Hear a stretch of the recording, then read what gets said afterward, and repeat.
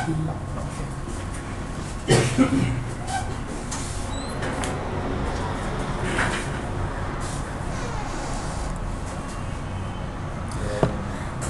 Sir ने database बनाया हुआ है किस नाम से, किताबें। Okay good. तो ये डेटाबेस बनाते टाइम पे कुछ इन्फॉर्मेशन सर ने प्रोवाइड करी होगी, जैसे कि प्राइमरी आईडी है, आईडी इन्होंने जो दिया हुआ है दैट इज़ द प्राइमरी की। प्राइमरी की के बारे में थोड़ा सा बता देता हूँ मैं, उन्होंने सही बनाया सर ने ये। बेसिकली प्राइमरी की हम तब डालते हैं किसी टेबल के अंदर अगर हमें लगता है कि ये फील्ड अपने आप इंक्रीमेंट होना है। जैसे क्लास के अंदर एक रोल नंबर एक प्राइमरी की होता है, सारे स्टूडेंट्स का एक यूनिक नंबर होता है, वैसे ही डेटाबेस के अंदर एक यूनिक नंबर हमें डालना जरूरी होता है, ताकि कल को इसमें बहुत ज़्यादा रिकॉर्ड आए तो मैं पहचान सकूँ कि किस रिकॉर्ड की मैं बात कर रहा हूँ। अगर मुझे सपोज 10 से 20 तक के रिकॉर्ड्स देखने हैं कभी भी, तो मेरे पास एक ऐसा नंबर होगा जो इंक्रीमेंटल ऑर्डर में होगा, तो मैं कह सकता हूँ कि select star from this table limit 10, 20, तो 10 पे जा करके उसके बाद 20 रिकॉर्ड ही मुझे आगे और दिखा दें। तो इस पॉइंट को दिखाने के लिए प्राइमरी की हम जरूर डालते हैं इसमें, ठीक है। प्राइमरी की ऑलरेडी डाला हुआ इस पर प्राइमरी की, ठीक है। जैसे कोई भी रिकॉर्ड आप इंसर्ट करोगे ना तो मेरे ख्याल से वो नंबर अपने आप बढ़ जाएगा। सब कुछ भी मैं डाल रहा हूँ इसमें, one record inserted, if you click on browse तो ये नंबर्स अपने आप बढ़ जाता है। ये नंबर का सीक्वेंस भी आप चेंज कर सकते हैं। कई बार आपको लगता है कि 1 से स्टार्ट ना होकर के ये 10 से स्टार्ट हो। अच्छा okay okay okay, just a second, मैं इसे कुछ चेक करना। इसको एडिट मोड में ओपन करिए। इंटीजर है ना, इसमें इंक्रीमेंटल डाल, ये ऑटो इंक्रीमेंट करना पड़ेगा इसको, अभी अपने आप में बढ़ता, हाँ अपने आप बढ़ता रहेगा। एक्चुअली इसके अंदर डेटा आ गया हुआ है ना, तो थोड़ा सा इसको टेबल को एम्प्टी करना पड़ेगा पहले।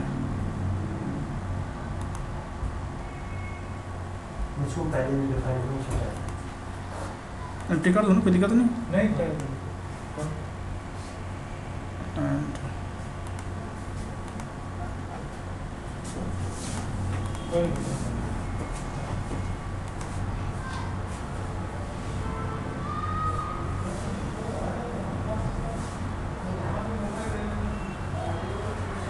There can be only one auto columns, इसका मतलब किसी और फील्ड में भी ऑटो तो मैंने लगा रखा है। एक सेकंड में इसको भी डिलीट कर देता हूँ एंड स्ट्रक्चर पे जाके एक नया ऐड कर लो, add one at the beginning of the table. ID ये हमेशा आप इसको इंट ले लीजिए एंड ऑटो इंक्रीमेंट, ये प्राइमरी की का कॉलम है, इसको प्राइमरी की पे टिक लगा दीजिए and click on save. Okay, अब ये ऐड हो गया इसमें प्राइमरी की, यहाँ पे दिखाता रहता नीचे ये वाला, ठीक है। ये प्राइमरी चाहे तो आप इसको डिलीट भी कर सकते हैं अगर आपको प्राइमरी की हटाना है टेबल से। तो अब आप एक रिकॉर्ड इंसर्ट करिए इस गूगल पे जा करके, सॉरी सर प्राइमरी की का वैल्यू नल हो सकता है? प्राइमरी की कम्बिनेशन होता है unique plus not null. Unique value होती है जो कभी रिपीटेड नहीं होता, पर एक यूनिक की नॉट नल है कि वो मैंडेटरी है कि खाली नहीं होना चाहिए, उसके अंदर कुछ ना कुछ वैल्यू होनी चाहिए। अगर किसी ने ब्लैंक छोड़ दिया तो ब्लैंक भी अपने आप में एक यूनिक वैल्यू होती है। हर बार जो आप ब्लैंक डालते हैं ना that is a unique value. Blank मतलब ब्लैंक नहीं हो सकता। हाँ, दो फीचर होता है किसी भी डेटाबेस के अंदर, एक यूनिक दूसरा नॉटनल। नॉटनल कर दोगे तो उसके अंदर चाहे कुछ भी डाल दो बट खाली नहीं होना चाहिए, और यूनिक डालते हैं मतलब आप कुछ भी यूनिक वैल्यू डालो। अगर मैं 4 बार ब्लैंक डाल देता हूँ ना दैट इज 4 डिफरेंट वैल्यूज। तो प्राइमरी की जब हम बनाते हैं ना तो इसका मतलब होता है, डेफिनेशन होता है उसका कि ये यूनिक होना चाहिए प्लस नॉटनल होना चाहिए। सर प्राइमरी की यूनिक की में डिफरेंस है? डिफरेंस ये है कि यूनिक की जब हम बनाते हैं ना तो उसके अंदर नल आप दे सकते हो, नल वैल्यू, पर प्राइमरी की के अंदर जब आप बनाते हो तो उस केस में नल अलाउड नहीं होता। नल तो कोई यूनिक वैल्यू है नहीं, नल तो ब्लैंक हो गया ना, ब्लैंक वैल्यू है, तो कोई वैल्यू है ही नहीं। नहीं जब आप ब्लैंक वैल्यू डालते हैं ना तो इंटरनली कुछ वैल्यू पास होती है, गार्बेज वैल्यू पास होती है, आपको भी नहीं पता क्या वैल्यू पास होता है, तो वो एक इंटरनल वैल्यू पास होता है।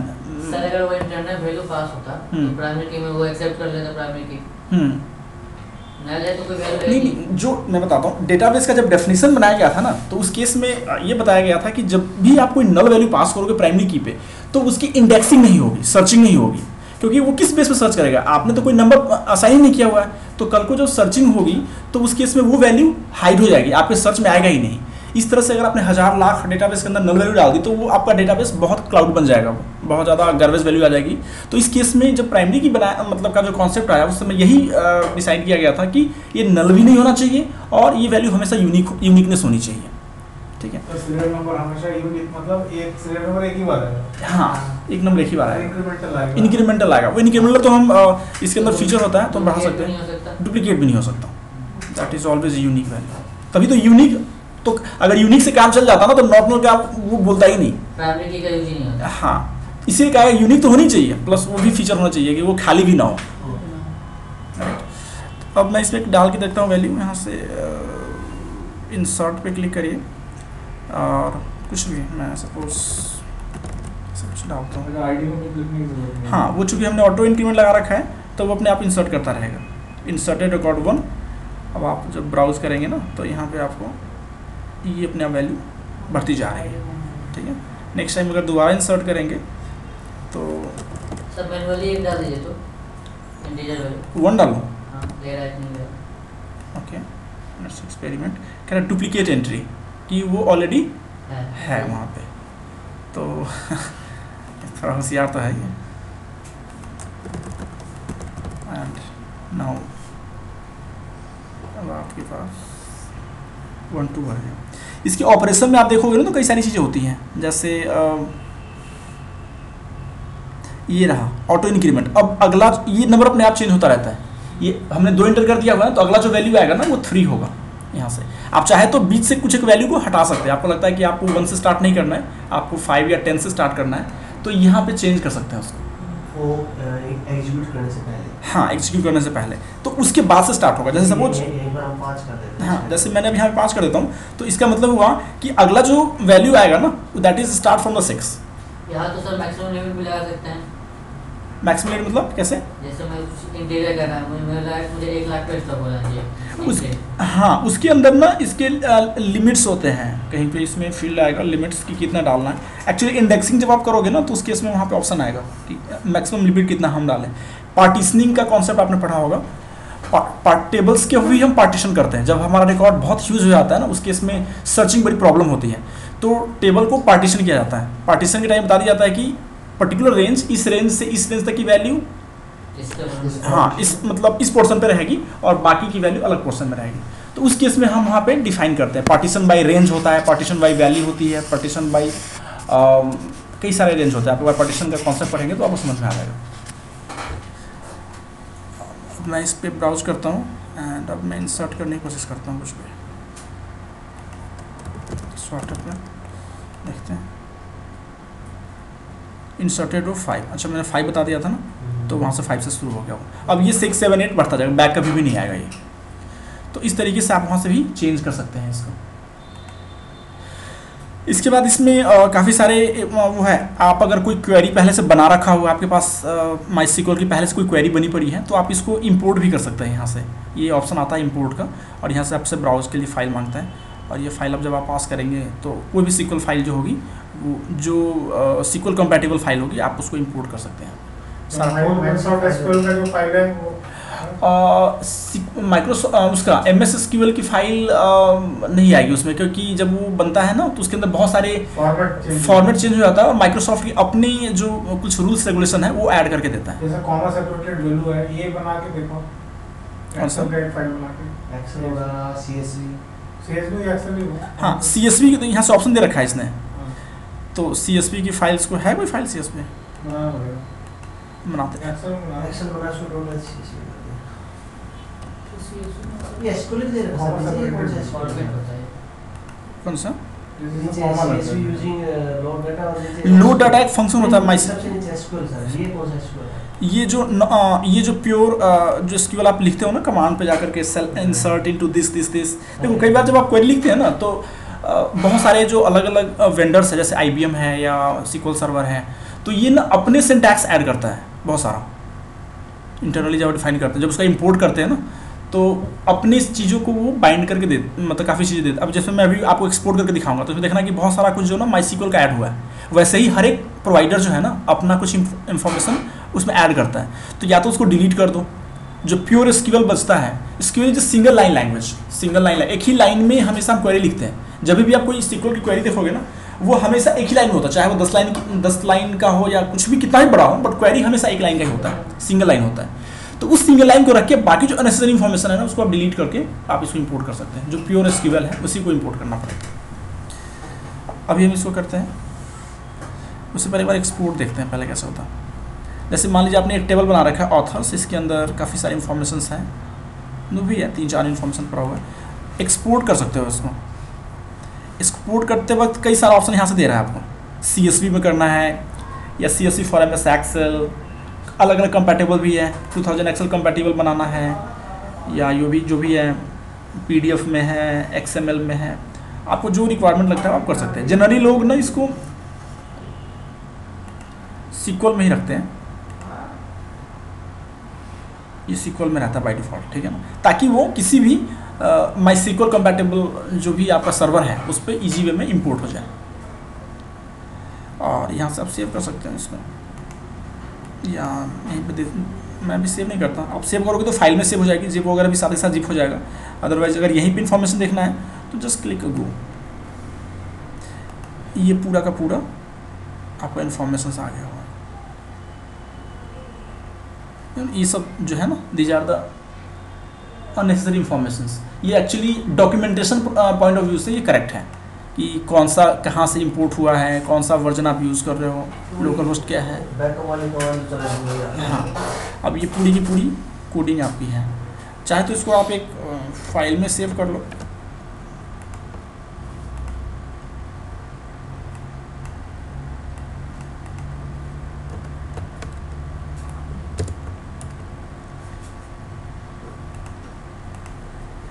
सेव एज,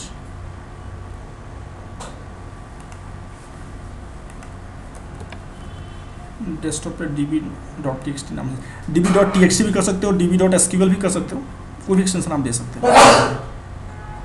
और ये आपका टेबल है, इसको आप चाहे तो ड्रॉप कर सकते हैं। अगर आपको लगता है कि जब टेबल की जरूरत नहीं है तो जस्ट सिंपली गो टू अनड्रॉप। दो चीज़ें यहाँ पे, ड्रॉप और एम्प्टी है। एम्प्टी से वो टेबल के अंदर जो भी इन्फॉर्मेशन होगा ना वो खाली हो जाएगा, बट ड्रॉप से वो पूरा का पूरा स्कीमा ही आपका डिलीट हो जाएगा। जस्ट ड्रॉप मैंने कर दिया उसको, और अब मुझे वापस से इंपोर्ट करना है जो मैंने कॉपी किया था, तो यहाँ से इंपोर्ट पे क्लिक करो और वही वैल्यूज़ वहीं पे कहीं मिल जाएगी डेस्कटॉप में। db.something सेव किया था हमने, ये रहा, ठीक है, ओपन। और ये इसका भी होता है मैक्सिमम, अगर ये डेटा बहुत ज़्यादा है इस टेबल के अंदर तो मैक्सिमम एग्जीक्यूशन टाइम भी आपको सेट करना पड़ेगा। अगर 1000 ऑफ लैक्स ऑफ रिकॉर्ड है उस टेबल के अंदर तो ये टाइम लेगा, तो अपाचे में जा करके आपको मैक्स एग्जीक्यूशन टाइम आपको सेट करना पड़ेगा, जो बाय डिफ़ॉल्ट मतलब जो होता है शायद 2 मिनट समथिंग का होता है, तो उसको आपको बढ़ाना पड़ेगा, उसको जाके बढ़ाना ताकि वो ज़्यादा टाइम ले, तो वो पूरा प्रॉपर अपलोड कर दे। एंड गो टू, देख लो ये पूरा का पूरा इंपोर्ट हो गया, 3 क्वेरी एग्जीक्यूटेड और ये कंप्लीट इन्फॉर्मेशन आ गया। ये एक्चुअली ये डेटा तो यहाँ पे डालता है, साथ ही साथ ये फाइल सिस्टम में भी डेटा डालता है। अगर आप जाके देखोगे सी ड्राइव में वैम्प फोल्डर के अंदर कहाँ, अच्छा सर्वर पे, ओके मैं आपको बताता हूँ ये क्या होता है। ये डेटा ना वहाँ पे ना एक फोल्डर भी बनेगा इस नाम से, जो जितने भी आप टेबल्स बनाते हो ना, टेबल्स के नाम का एक फोल्डर भी होगा, उसके अंदर MyMD करके एक फोल्डर फाइल बनेगी। वो सारा का सारा फाइल जो होता है ना, डेटा उसी फाइल के अंदर स्टोर होता है। आपको तो पता ही हो, सर बैठे हैं तो ठीक है, तो वहाँ पे स्टोर करता है। ओके, तो ये सब कुछ आपका है। एक्सेल में एक बार देखते हैं करके,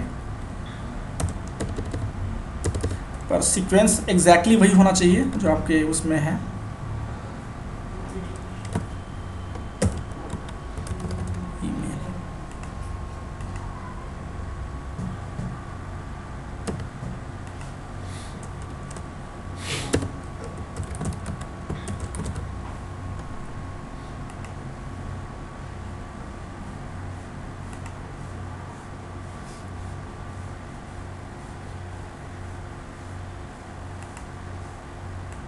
CSV फाइल में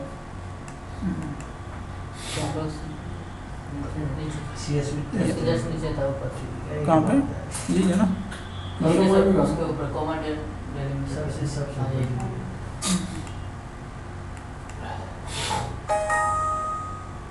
select type does not support.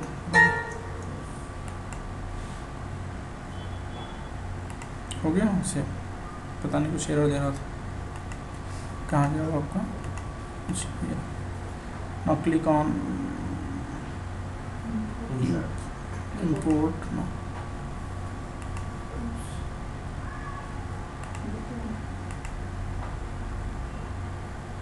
CSV है, ठीक है।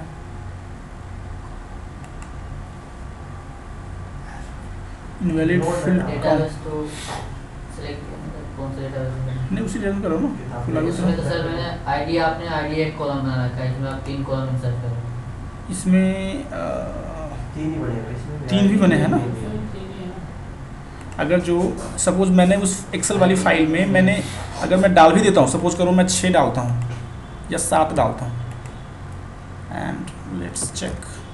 सर 7 से डालना चाहिए था, उसमें ऑलरेडी था शायद। हाँ 6 ऑलरेडी था ना उसमें पहले से। हाँ 5 था ना। 7 देखो डल गई ना, यानी हम डाले या सिस्टम अपने आप डाल देता है, पर अगर वो वैल्यू होना नहीं चाहिए बस उसमें। तो लेट्स चेक इट 8।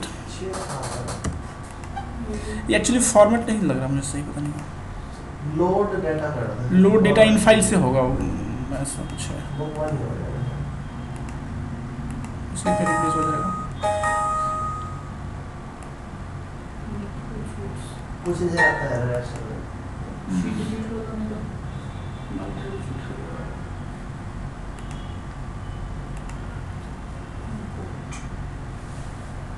इंपोर्ट अब ये सेकंड वाला इसमें से कुछ सेमीकोलन नहीं है।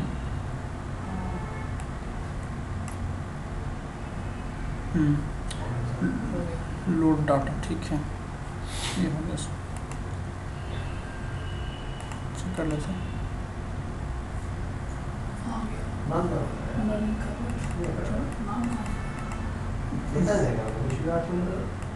इसमें वैल्यू तो है, नंबर तो बढ़ा, इंसर्ट तो किया उसने, पर वैल्यू भी नल डाली इसमें।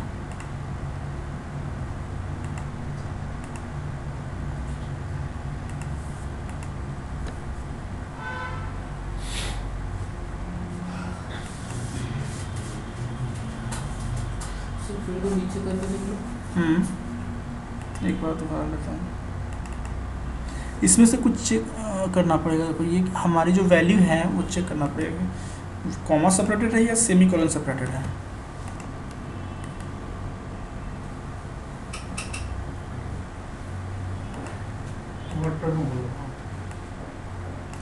कॉमा सेपरेटेड है ये। हाँ ये है ना, यहाँ से चेक करना पड़ेगा। पहला ले लिया था मैंने, से अगला ले लिया।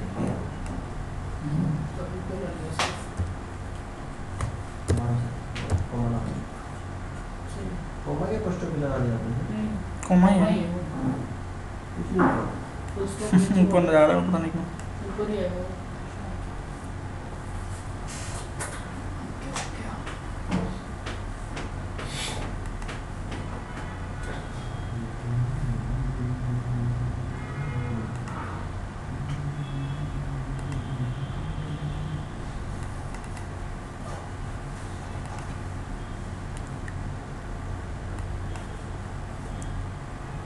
Field terminated by comma, field enclosed by double quote तो है नहीं, ये कहाँ से?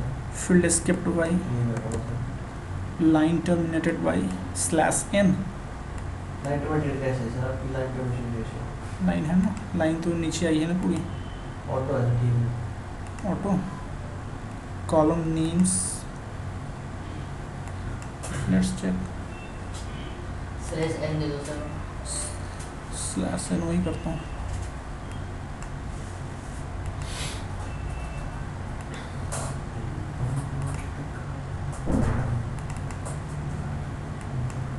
कॉमा, ये कुछ नहीं है, ये कुछ नहीं है, स्लैश एन दो, अगर ये चल रहा है तो ठीक है, दवाई फिर मुश्किल है। क्लिक को replace table with existing file, ignore duplicate रो।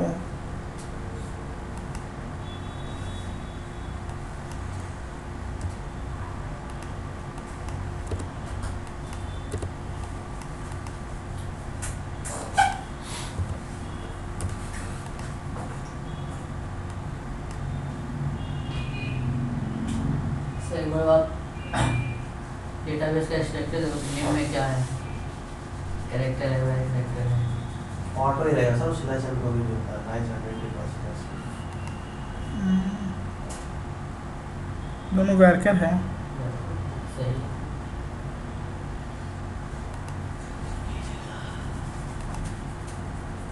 यहाँ कुछ नहीं करना पड़ता सर, ऐसे पिकअप हो जाता है। तो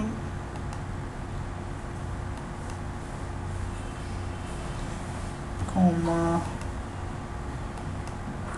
फील्ड इनक्लोज्ड बाय, तो कुछ नहीं है। कॉलम नेम्स दे देते हैं बस, और कुछ आईडी नेम ईमेल, इसको हटा दें, इसको हटा दें, इसको डालना। एक्सेल से ना दोबारा सेव करो, डैमेज डॉस वाला करो। क्या करो सर? एक्सेल को दोबारा सेव करो, सेव एज, सेव एज करो। कॉमा डिलिमिटेड में कॉमा सेपरेटेड है हुआ, कॉमा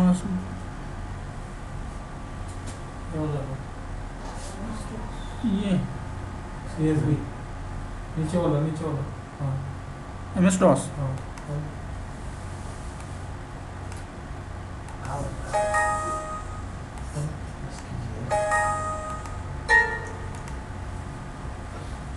कॉपी क्या फर्क पड़ा उसमें?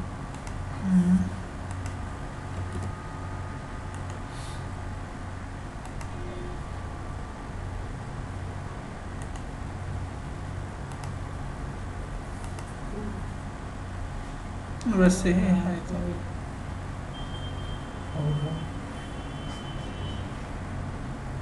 ऊपर नहीं देना जरूरी है क्या? हेडिंग तो मेरे ख्याल से नहीं है।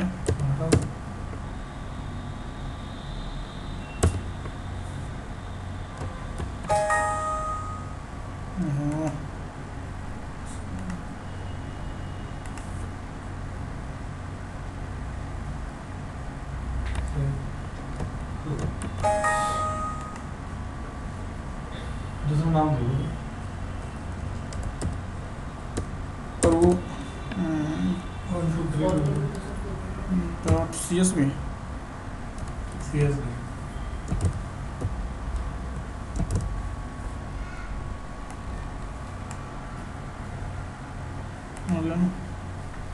अब import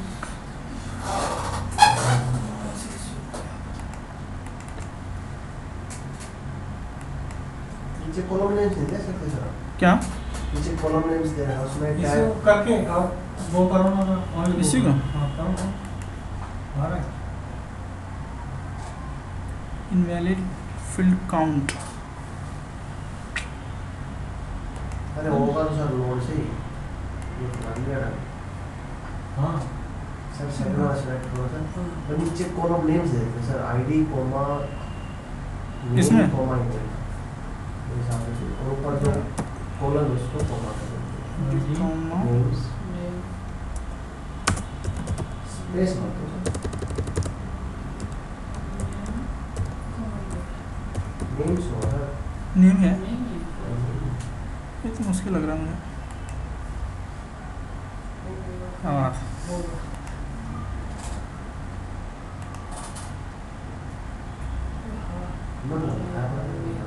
कुछ फॉर्मेट का इशू कर रहा है।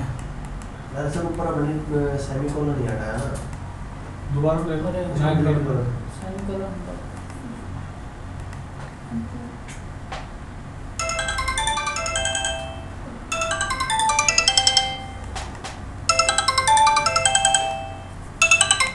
इसमें से ये हटा दो ना। सब शुभ ऊपर वाला भी सर, कॉल कॉमा है।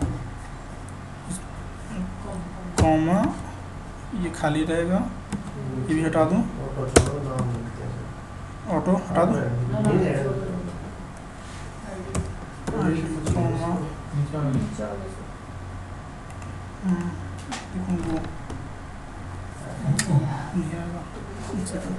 हेलो,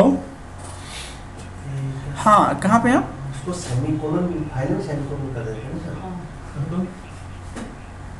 कहाँ पे? फाइल रिप्लेस तो कर ही सकते हो सर, तो जुगाड़ आना चाहिए कैसे करना है, इंपोर्ट करना है ऐसा तो कर ही देंगे।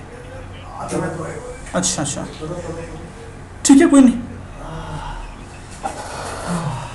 ओके ओके, कोई सर 3 बजे हाँ तो रोज ही बसते हैं 2 बार। हाँ हाँ कोई नहीं, आप आज ही, हाँ आज ही आप आज फिर आज मिल लेंगे, कोई दिक्कत नहीं है। थोड़ा फर्स्ट टाइम में थोड़ी प्रॉब्लम होती है। सिंटेक्स में एरर चेक करना है। हाँ तो मैं इधर ही बैठा हूँ, आप आ जाइए, कोई प्रॉब्लम नहीं। वही तो दिया बस, यही तो बचे हैं। ओके, हमारे तो एक ही बचता है सर, एक बार उसको देख लेंगे क्या रीजन है, ठीक है ना? तो उसको देखते हैं। PHP की साथ कनेक्टिविटी। हाँ उसको मैं दिखाता हूँ, वो देख लेंगे क्यों नहीं अपलोड हो रहा है, मैं कोई शायद कोई फॉर्मेट में इशू है कुछ नहीं। सो कनेक्टिविटी इज गुड। सर हमारे पास टाइम लिमिटेड हो जा रहा है, कनेक्टिविटी हम दिखा। हाँ, मैं कनेक्टिविटी के लिए आपको ना 2-3-4 कमांड है, उसको याद रखना होगा PHP का। मैं एक बार नोट भी कर देता हूँ यहाँ पे, ताकि आप लोग नोट कर लीजिए उसको। नोट तो सर वीडियो चल रहा है, टेंशन है। नोटपैड में लिखो ना सर। ओके, रिकॉर्डिंग हो रहा है, right, okay good. So sir 3-4 जो 5 कमांड है जो बहुत इंपॉर्टेंट है PHP के लिए, जो डायरेक्टली MySQL के साथ कनेक्ट होता है। अभी क्या है, MySQL एक डेटाबेस है जो बिल्कुल डिफरेंट है, एक अलग कंपोनेंट है, और PHP के साथ आप एक कनेक्टिविटी के लिए अगर सोच रहे हैं तो वो एक PHP एक डिफरेंट एक लैंग्वेज है। दोनों के बीच में कुछ रैपर क्लासेस होती है, रैपर कुछ होता है जो कनेक्ट करने का काम करता है, आपके डेटाबेस से आपके प्रोग्राम को कनेक्ट करता है। तो अगर आप आइडियली सोचो तो हमारे पास एक डेटाबेस है जो डिफरेंट लोकेशन पे हो सकता है, या सेम सिस्टम पे भी हो सकता है, और फाइल कहीं और भी हो सकता है, किसी दूसरे सर्वर पे भी हो सकता है। तो सबसे पहले हमें आइडेंटिफाई करना होगा सर्वर को, कि कौन से सर्वर पे हम कनेक्ट करने वाले हैं डेटाबेस को।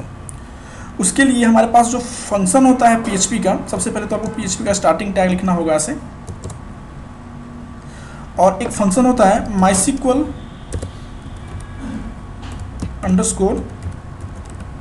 _connect।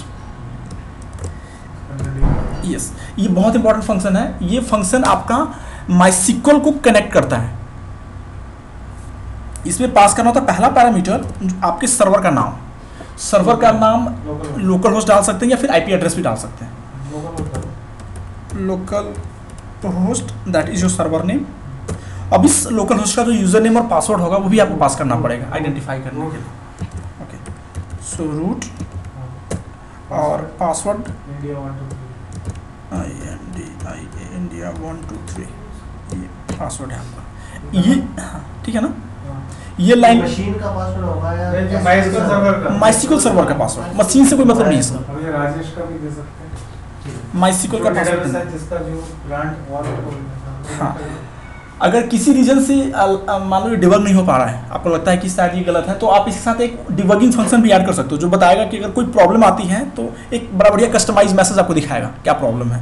तो यहाँ पर एक और ऑपरेटर भी लगा सकते हो, और एक डाई फंक्शन यूज़ कर सकते हो जो डाई कनेक्शन को क्लोज कर देगा। और यहाँ पे पास कर सकते हैं MySQL _error, एक फंक्शन है ये। इसका मीनिंग समझिए, इसमें एक और ऑपरेटर लगा है। और ऑपरेटर क्या करता है, बेसिकली पहले तो फर्स्ट पार्ट को एग्जीक्यूट करता है, अगर फर्स्ट पार्ट में कोई भी इशू आता है, कोई प्रॉब्लम आता है, तो वो सेकेंड पार्ट में जंप कर जाता है।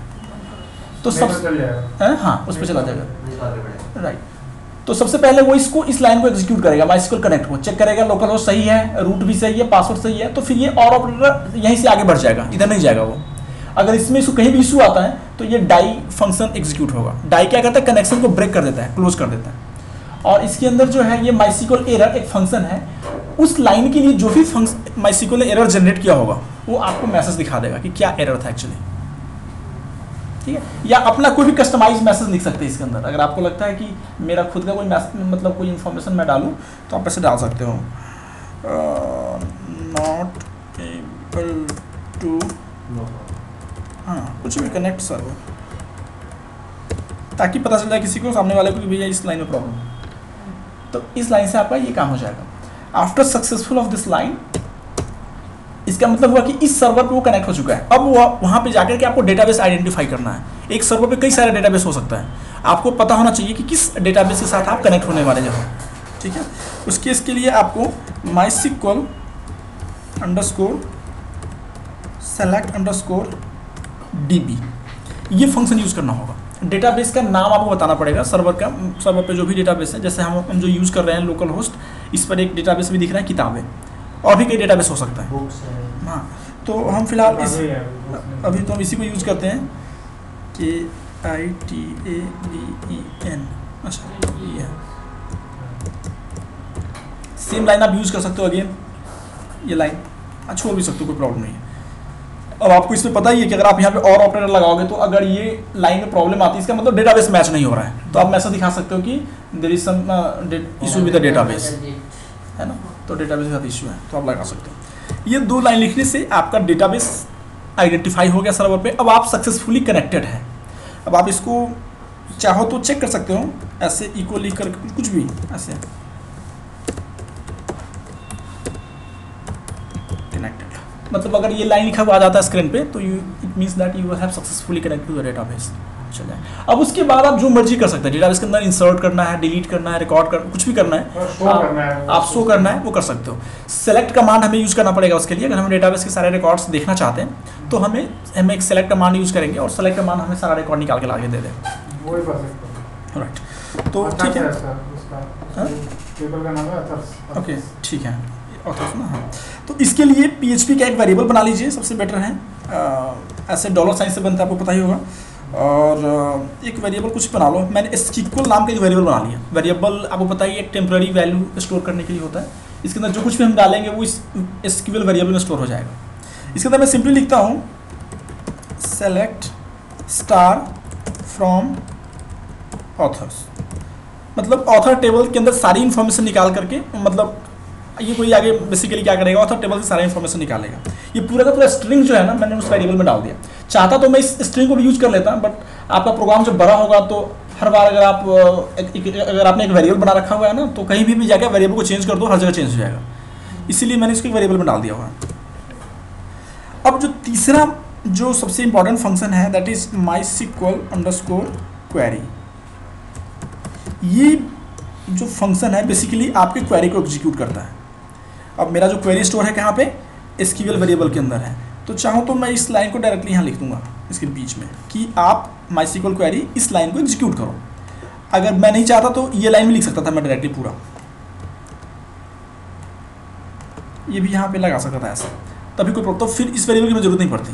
पर ये थोड़ा प्रोग्राम ज़्यादा रीडेबल हो इसके लिए मैंने एक वेरिएबल में डाल दिया था और उस वेरिएबल को मैंने यहाँ पे यूज़ किया था। ठीक है, तो मैं यहाँ पे SQL ले देता हूँ और ये आपका टोटल ये क्वेरी एग्जीक्यूट हो जाएगा। पर क्वेरी जब एग्जीक्यूट होगा, अभी के केस में सिर्फ एग्जीक्यूट हो जाएगा, आपको पता भी नहीं चलेगा क्वेरी एग्जीक्यूट होगा। तो जो भी रिजल्ट आएगा क्वेरी एग्जीक्यूट होने के बाद, जो भी आउटपुट आएगा उसको हम एक वेरिएबल में स्टोर कर सकते हैं ताकि हम उसको आगे फ्यूचर में यूज़ कर सकें। उसके लिए $रिजल्ट नाम का एक वेरिएबल बना दो, कुछ भी बना सकते हैं वेरिएबल, आप इंडिपेंडेंट हैं बनाने के लिए। तो राइट साइड पर जो एग्जीक्यूट होगा इस वेरिएबल का राइट, हमेशा राइट टू लेफ्ट शिफ्टिंग होती है। राइट में कमांड एग्जीक्यूट होता है और लेफ्ट साइड में वो वैल्यू शिफ्ट हो जाती है। यानी रिजल्ट वेरिएबल के अंदर सारा का सारा डेटा आ गया आपके पास, पर वो ना एक ऑब्जेक्ट आएगा। अगर इसको रिजल्ट को इको करने की कोशिश करेंगे ना, तो आपको कुछ अजीब सा इन्फॉर्मेशन दिखाएगा, रिसोर्स ID समथिंग, मतलब वो एक ऑब्जेक्ट होता है, उसके अंदर वो उस टेबल की सारी इन्फॉर्मेशन पड़ी है। हमें उसको आगे समझना पड़ेगा कि हम निकालेंगे कैसे। तो इस रिजल्ट के अंदर पूरा का पूरा रिकॉर्ड, मतलब आपका रिकॉर्ड सेट आ गया, इसके अंदर सारा इन्फॉर्मेशन पड़ा हुआ है। अब आपको ये पता करना है कि बेसिकली हाँ उसके अंदर है क्या, या कितना रिकॉर्ड था उसके अंदर, टेबल के अंदर कितने रिकॉर्ड हैं। तो PHP के अंदर ये फीचर है कि आप ये भी पता कर सकते हो कि जो क्वेरी लास्ट क्वेरी जो चली थी उसके अंदर कितना रिकॉर्ड रिटर्न हुआ है। लास्ट क्वेरी तो हमारी यही चली थी ना, सेलेक्ट स्टार फ्रॉम ऑथर्स, इसके अंदर कितना रिकॉर्ड रिटर्न हुआ है ये भी आपको पता चल जाएगा। उसके लिए हमारे पास एक फंक्शन है MySQL अंडरस्कोर num अंडरस्कोर रोज। ये बता देगा कि कितने नंबर ऑफ रिकॉर्ड्स मिला है, कहाँ में, किस में से, इस रिजल्ट के अंदर, क्योंकि सारा इन्फॉर्मेशन कहाँ पे पड़ा हुआ है, रिजल्ट के अंदर पड़ा हुआ है। तो ये आपको बता देगा कि कितना रिकॉर्ड पड़ा हुआ है इसके अंदर। इसको भी चाहो तो एक वेरिएबल ले लो, टोटल कुछ भी ले लो, टोटल काउंट ले लो, टोटल काउंट। अब ये जो टोटल काउंट है एक न्यूमेरिक वैल्यू होगी। अगर ये रिकॉर्ड के अंदर 4 या 5 या 10 जितना भी रिटर्न हमें मिला होगा, क्योंकि हम जब क्वेरी लिखते हैं ना सेलेक्ट स्टार फ्रॉम यूजर्स, इसका मतलब उस टेबल के अंदर सारी की सारी इन्फॉर्मेशन निकल आती है, 10 है 20 है जितने भी हैं, तो वो सारा का सारा इसके अंदर आ जाएगा। हाँ, चाहे तुम इसको भी डिस्प्ले करा सकते हैं कुछ इस तरह से। इको अगर हमें स्ट्रिंग भी दिखानी है तो लिख सकते हो टोटल रिकॉर्ड फाउंड, हाँ स्ट्रिंग क्लोज डॉट, एक कॉन्कैटिनेशन ऑपरेटर है, डॉट के साथ जोड़ते हैं। अभी मेरा ये टेक्स्ट है, टेक्स्ट के साथ मुझे ये वेरिएबल बाइंड करना है, सारी वैल्यू तो इसी के अंदर है ना, काउंट टोटल, तो इसको मैं इधर बाइंड भी कर सकता हूँ ऐसे इस लाइन। और वो कैसे दिखेगा? हाँ बता रहा हूँ। शो तो ये आ गया, टोटल बता देगा कितना रिकॉर्ड है, ठीक है। अब आपको अब क्या करना है, मान लीजिए ये 5 रिकॉर्ड दिया या 6 रिकॉर्ड दिया, तो अब आपको एक लूप चलानी पड़ेगी ताकि टोटल जो रिकॉर्ड आपका अवेलेबल है इस रिजल्ट के अंदर, उसमें से एक एक करके पांचों के पांचों रिकॉर्ड हमारे स्क्रीन पे दिखा दें।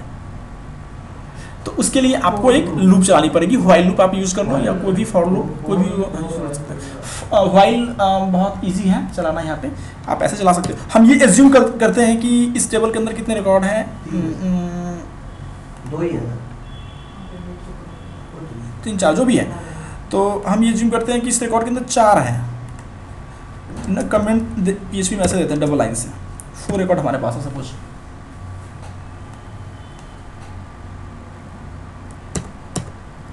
अब मुझे एक लूप चलाना जिसके अंदर वो 4 रिकॉर्ड हमारे स्क्रीन पर दिखना चाहिए, तो आपने एक व्हाइल लूप यूज करो। व्हाइल लूप के अंदर एक वेरिएबल बनाओ RS नाम का, कुछ भी बना लो, रिकॉर्ड सेट है मेरा। अब डेटा फेच करने के 3 मेथड है PHP के अंदर, या तो आप एसोसिएटिव एरे मेथड में डेटा फेच करो या एक इंडेक्स एरे मेथड में डेटा फेच करो। देखो डेटा क्या होगा, टेबल के अंदर मैं आपको थोड़ा समझाता हूँ। टेबल के अंदर डेटा मेरा कैसे स्टोर होता है, टेबल के अंदर मेरा डेटा ऐसे स्टोर है, आईडी है, नेम है, ईमेल है। तो जब भी रिकॉर्ड पढ़ेगा ना तो पहले पूरे लाइन को पढ़ेगा, कॉलम्स को नहीं पढ़ता, वो पहले इंटायर रो को पढ़ता। चाहे इसमें 10,000 लाइन मतलब कॉलम्स बने हो तो पूरे के पूरे लाइन को एक बार पढ़ता है, फिर पूरा लाइन जब रीड हो जाता है तो नेक्स्ट लाइन पे आता है। इस तरह से लाइन बाय लाइन रीड करता है। अब उस लाइन के अंदर अभी तो फिलहाल इसके पास 3 कॉलम है, हो सकता है ये आगे 30 कॉलम ही बन जाए। तो इसका मतलब इसके अंदर जो वैल्यू आ रही है, मल्टीपल वैल्यू जा रही है कॉलम्स की, तो वो उस वैल्यू को हम एक एरे के फॉर्मेट में डालना पड़ेगा, ठीक है। तो PHP में 2 तरीके के एरे होते हैं, इंडेक्स एरे और एसोसिएटिव एरे। हम उस बचने में नहीं पढ़ते, हम सिर्फ इंडेक्स एसोसिएटिव एरे को यूज करते हैं क्योंकि ये बहुत ईजी होता है। और एसोसिएटिव एरे के अंदर जो आपका हेडिंग है ना, आईडी, नेम या ईमेल, इसी नाम से उसका इंडेक्स बन जाता है, काउंट इसी नाम से बन जाता है। तो अभी जैसे मेरा आईडी है, नेम है, ईमेल है, तो मैं अगर एसोसिएटिव एरे यूज करूं तो मैं यहाँ लिखूंगा $RS के अंदर मैंने वेरिएबल डाली MySQL _ fetch _ assoc, ये मेथड एसोसिएटिव एरे के लिए। एसोसिएटिव एरे मेथड से डेटा फेच करने के लिए assoc लिखिए। अगर आपको नॉर्मल एरे बनाना है तो MySQL fetch एरे, दोनों यूज कर सकते हैं। अगर मैं फेच एरे यूज करता हूं तो हमारे डेटाबेस में ये जो कॉलम है आईडी, ये 0 होगा, ये 1 होगा, ये 2 होगा और उसके आगे बढ़ता जाएगा ये। अगर मैं इसको एसोसिएटिव करता हूं, assoc लिखता हूं, assoc, तो इस केस में मेरा सिंपल हम आईडी को भी आईडी हमें जो मिलेगा वो आईडी ही लिखा हुआ मिलेगा और ये नेम ही मिलेगा और ये ईमेल ही मिलेगा। मतलब नंबर्स नहीं है, कॉलम नंबर्स, कॉलम्स नंबर के जो एक्चुअल नेम है ना डेटाबेस के अंदर वही आएगा। तो data associated with the index. हाँ, इंडेक्स में 0 1 2 मिलेगा। आपको अगर मान लो सिर्फ एक ही फील्ड लेना है, नेम फेच करना है, तो आपको लिखना पड़ेगा 0 1 नंबर पास करनी पड़ेगी, तो आपको नेम का वैल्यू मिलेगा। 2 करोगे तो ईमेल मिलेगा। पर अगर मैं एसोसिएटिव लेता हूं तो एग्जैक्टली यही नाम यूज कर सकते हो वहां पे पीछे PHP में। वो भी देखते हैं कैसे करेंगे। तो मैंने assoc लिया और इसके अंदर मुझे वो रिजल्ट पास करना पड़ेगा जिसके अंदर स्टोर है वैल्यू। सब कुछ तो इसी के अंदर है ना, इस रिजल्ट के अंदर। इस रिजल्ट को पास कर दो आप यहाँ, ठीक है। ये व्हाइल लूप बंद हो गया। अब मैं ये कह रहा हूं, इसका मतलब हुआ व्हाइल लूप जो है ये तब तक चलता रहेगा जब तक कि इस रिजल्ट के अंदर काउंट मिलता रहता है, जब तक उसके अंदर वैल्यू मिलती रहेगी तब तक ये व्हाइल लूप चलता रहेगा अपने आप। और हर बार एक नया लाइन रीड करेगा और नया लाइन रीड करने के बाद नया लाइन रीड करके वो इस RS को दे देगा। Means RS is the container जो कि एक बार में एक पूरी लाइन की इन्फॉर्मेशन अपने पास रखेगा जो हमारे पास डेटाबेस में है। हाँ, मैं मानता हूं कि अगर हमारे पास पहली लाइन ये रीड कर रहा है तो आरएस के अंदर 3 इंडेक्स बनेगा, आईडी के लिए, नेम के लिए और ईमेल के लिए, और तीनों वैल्यू अपने पास रखेगा वो आरएस। अब मुझे उस आरएस को देखना है, तो ये मेरा आरएस है। अब यहां से लूप स्टार्ट होगा।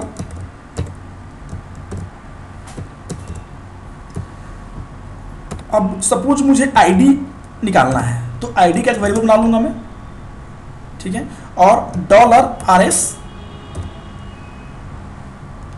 ये रहा। ये आरएस मैंने बताया ना भी अभी कि आरएस के अंदर पूरा का पूरा लाइन स्टोर है। अब पूरा लाइन स्टोर है, उसके मतलब आईडी भी स्टोर है, नेम भी स्टोर है, ईमेल भी स्टोर है। अब आप इसको उसमें क्या लेना है वो आपके ऊपर डिपेंड करता है, कौन सी वैल्यू फेच करना चाहते हो। सपोज आप आईडी फेच करना चाहते हो तो जस्ट राइट हियर आईडी, ठीक है। अब क्या होगा, ये आईडी जो है, ये वाला आईडी वो आपके डेटाबेस में इस कॉलम का नाम है। अगर मैं इसको इंडेक्स एरे बनाया होता तो इस केस में हमें क्या लिखना होता, यहाँ पे 0 लिखना पड़ता, मुझे यहाँ पे 0 देना पड़ता अगर मेरा ये फेच एसॉक की जगह पे फेच एरे होता तो। पर हम जनरली फेच एसॉक इसलिए लेते हैं क्योंकि हमें पता होता है कि हमें कॉलम्स का कौन का नाम है डेटाबेस के अंदर, रीडेबिलिटी अच्छी हो जाए, इसके लिए हम जनरली यहाँ पे फेच एसॉक लेते हैं। इसीलिए मैंने अब 0 नहीं डाला, यहाँ पे आईडी कर दिया, ठीक है। अब वो जो आईडी है वो इस आईडी में स्टोर हो जाएगा, ठीक है। उसी तरह से आपको पता ही है 3 वेरिएबल हैं, आपके पास तीनों रिकॉर्ड फेच करना है, तो डॉलर सारे, ये मेरा लोकल वेरिएबल, ये नाम आप कुछ भी रख सकते हो, आप कंफ्यूजन ना हो उसके लिए मैं माई आईडी कर देता हूँ, ठीक है। हाँ, ये लोकल वेरिएबल है तो कुछ भी बना सकते हैं। ये आईडी जो है आपके माई आईडी में स्टोर हो रहा है। अगला जो है वो नेम है और ईमेल है, तो आप उस नेम और ईमेल को भी यूज कर सकते हैं।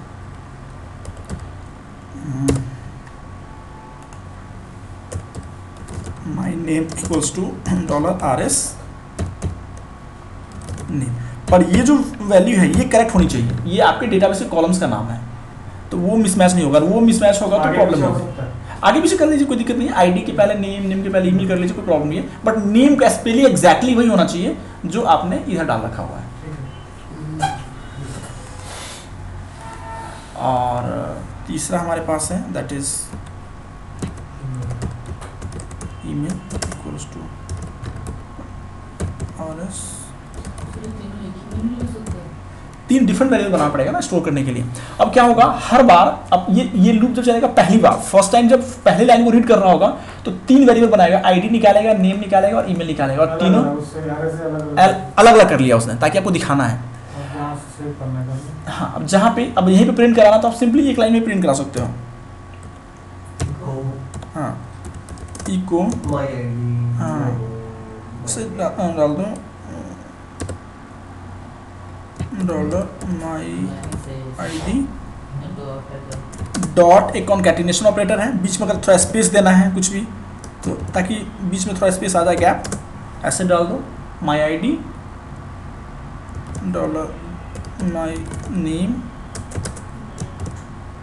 इसे स्पेस दे दिया, डॉट $myEmail, दैट्स इट। और हो गया बस। एक चूंकि ये ब्राउजर में आउटपुट आएगा तो इसलिए BR लगा दोगे तो अगली बार वो नए लाइन पे आएगा। HTML जो है ये तो HTML में चलेगा ना, उसमें ब्राउजर पे दिखेगा, तो BR लगा दिया ताकि हर बार वो नए लाइन पे आए। अब आपका काम हो गया। अब क्या होगा, ये मैं आपको थोड़ा सा फिर समझाता हूँ। अब RS में पहली लाइन, ये लूप जब पहली बार चलेगी तो RS के अंदर पहला रिकॉर्ड आएगा, पहले रिकॉर्ड का ID निकाल लिया, नेम ईमेल निकाल के और इसको प्रिंट कर दिया, BR हो गया, अगली लाइन चला गया। उसके बाद ये लूप फिर से दोबारा इसी पोजीशन पे जाएगा और अगली बार वो नेक्स्ट रिकॉर्ड को सर्च करेगा।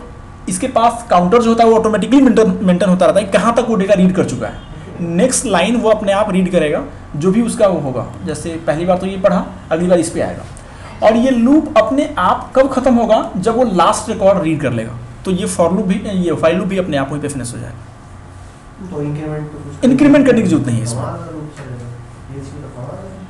तो ये लाइन आपको क्या करेगा, ये हाँ ये पूरा रीड करके आपको लास्ट तक दिखा देगा, लास्ट रिकॉर्ड तक आएगा। और जैसे ही ये आपके एरे के अंदर सारी वैल्यू खत्म हो जाएगी तो ये लूप भी अपने आप टर्मिनेट हो जाएगा। अब आप इसको रन कर सकते हैं। खड़े रहो, मैं इधर हूँ।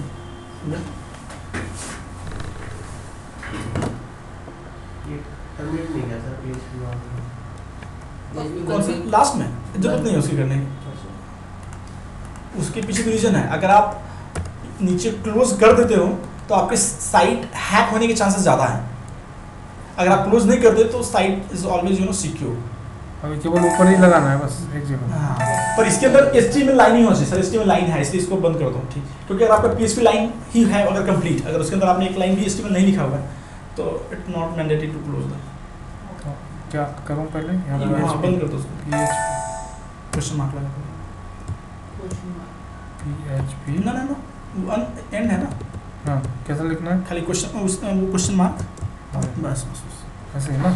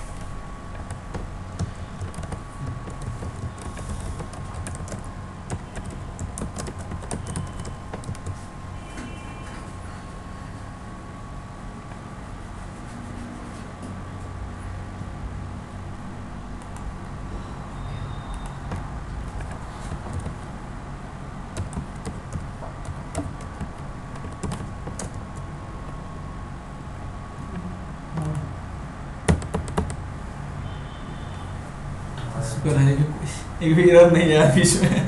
नोटपैड में लिखना बड़ा मुश्किल होता है ना, कई बार सेमीकोलन कुछ छूट जाता है। उठा के दे दिया सारे।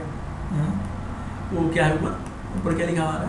कनेक्टेड। अच्छा वो इतनी जो बार कनेक्टेड आपने जो हमने एरर पास किया था ना, हाँ, उसके अंदर बियर लगा दो कहीं पे तो। डेटाबेस से कनेक्टिविटी हो जाती है। नहीं हमें समझ में आ गया सर, सारा समझ में आ गया। हाँ, ये ठीक है ना। पहला रिकॉर्ड पहली लाइन में आ गया। हाँ, उसके बाद भी आ रहा था तो ले रिकॉर्ड आ रहा हाँ, आगे ना पास सारे रिकॉर्ड। बिल्कुल रिकॉर्ड फाउंड फॉर फर्स्ट है, फिर उसके बाद सेकंड, फिर फिफ्थ, सेवन। पहला टोटल रिकॉर्ड फाउंड ये यहाँ टोटल पे अकाउंट फाउंड कनेक्टेड है टोटल रिकॉर्ड बियर लगा फाउंड। देगा तो बियर लगाना पड़ेगा सर उसमें, तो आ जाएगा नीचे। कोई बात नहीं, बड़ा अच्छा लगा। हाँ, बियर लगाना। ये मैं बताता हूँ। नीचे करो, नीचे था। ये जो कॉपी करो, इको भी आ रहा इसको इको बियर है ना, इस लाइन को ऊपर कर दो बस, है। इसको कॉपी करो, इसको ऊपर करना। हाँ, डिलीट हो गया तो हाँ हाँ। उसके बाद ये लगा दो। हो गया ना। हाँ,